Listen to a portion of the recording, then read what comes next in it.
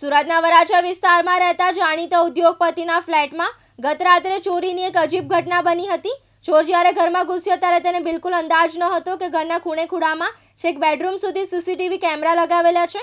સામાન્ય રીતે સુરક્ષા માટે લોકો હોલ કે ગેલેરીમાં કેમેરા રાખતા હોય છે, પરંતુ અહીં ઉદ્યોગપતિની સતર્કતાએ ચોરની મુશ્કેલી વધારી દીધી હતી।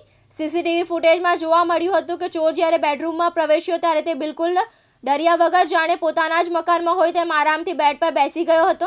બેડ પર બેસીને તેણે ચોરીના સામાનની ફંફોડણ કરી હતી।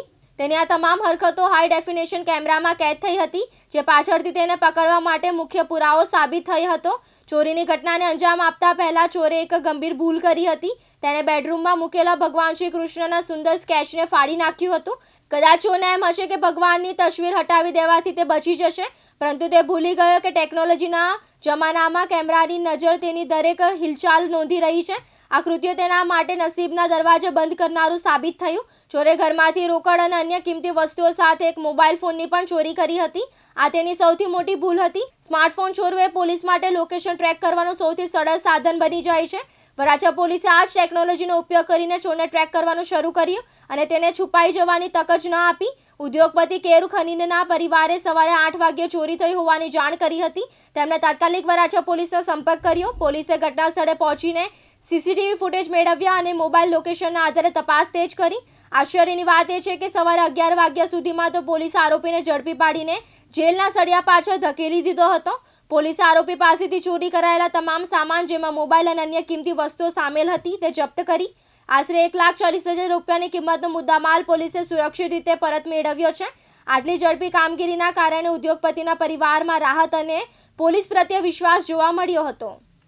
સવારના 8 વાગ્યાના સુમારે અમે લોકોને જાણ થઈ કે ઘરમાં ચોરીનો બનાવ બન્યો છે અને મારા મધરે તરત જ એમને ખ્યાલ આવ્યો કે આપણા મંદિરમાં બી કૃષ્ણ ભગવાનનો ફોટો ફાડી અને તસ્કરો બધું લઈ ગયા છે। અમે મંદિરથી લઈને રૂમથી લઈને બધું ચેક કર્યું તો અમને જાણ થઈ। તરત જ અમે વરાછા પોલીસ સ્ટેશનને ફોન કર્યો 100 નંબર પર અને પોલીસની કાર્યવાહી તરત જ આવી ગઈ અને તમામ સ્ટાફ સાથે ગુજિયા સાહેબ અને પરમાર સાહેબ આવી ગયા। એમણે એ સમયે તમામ ઘરના અંદરના અને બહારના સીસીટીવી ફૂટેજ જે મેળવી અને એક જે ઘરની બધી વસ્તુઓનું નિરીક્ષણ બી ચાલુ કર્યું ત્યારે ખબર પડી કે ઘરમાં અમારા ફોન બી જતા રહ્યા છે, મારા મધરનો અને અમારો એક જૂનો ફોન કે જે 2024ના જુલાઈમાં એક અમારા સાથે બનાવ બન્યો હતો કે દ્વારકામાં અમારી ગાડીને અમે ખૂબ તણાઈ ગયા હતા। એ સમયે એ ફોનના માધ્યમથી અમે બચેલા અને એનડીઆરએફની ટીમ અને ગુજરાત સરકારની ઝડપી કાર્યવાહીના હિસાબે અમે બચેલા। તો એક યાદગીરી રૂપે એ ફોન સાચવી રાખેલો, ક્યારેક ક્યારેક ચાર્જ કરીને રાખતા હતા। એટલે એ ફોન જ્યારે એમણે એમના નાખ્યો એટલે અમે ખબર પડી કે એમનું ટ્રેકિંગ બી શરૂ કરી દીધેલું। એ ટ્રેકિંગના માધ્યમથી ખબર પડી કે સાથે સાથે આ વ્યક્તિ સવારના મતલબ ચોરી કરી 2.5 કલાક સુધીની ચોરી કરીને સવારના એક એસટી બસમાં બેસી અને સૌરાષ્ટ્ર તરફ રવાના થઈ ગયો હતો। જોગાનું જોગ એવું બી થાય છે કે કદાચ એ એમની જે રૂટ છે સૌરાષ્ટ્ર તરફ ગયો એટલે પકડાઈ ગયો। જો કોઈ ટ્રેનમાં બેસીને કોઈ બીજા રાજ્યમાં હોતે તો એ સ્પીડથી ન પકડાતે।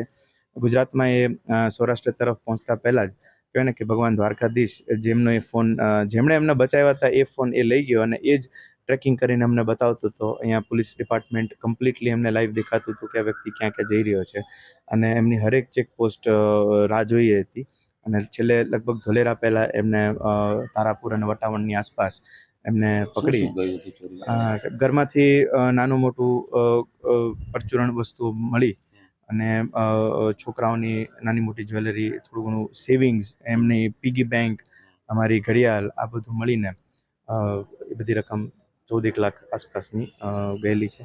જે બધી જ વસ્તુ હેમખેમ ઇવન નાનું એક નખ્યું બી એ લઈ ગયો હશે તો એ બધી જ વસ્તુ અમને કાલે જ્યારે એ પકડાઈ ગયો અને વિડીયો કોલના માધ્યમથી અમે જ્યારે નિરીક્ષણ કરાવ્યું સાહેબે ત્યાંના પોલીસ સ્ટેશનથી સુરત પોલીસ સ્ટેશન સુધી, તો એક એક વસ્તુ અમને મળી ગઈ છે પાછી અને અમે એમનો ખૂબ ખૂબ આભાર માનીએ છીએ। અમે ગુજરાત સરકાર, Gujarat police, Surat police, Varachha police, even Tarapur police, તમામ ડિપાર્ટમેન્ટ કે જેમણે આ એક મિશન અમારા નજર સામે એક ફિલ્મી સ્ટાઇલમાં મિશન હતું, અમારા જીવ બી ઉપર હતા કે આ સાથે જ્યારે કૃષ્ણ ભગવાનનો ફોટો ફાટેલો હતો ને ત્યારે અમને ચોરી કરતા બીજા બી કોઈ આશંકા કે આ શું ઈરાદેથી આ વ્યક્તિ આવ્યો હોઈ શકે.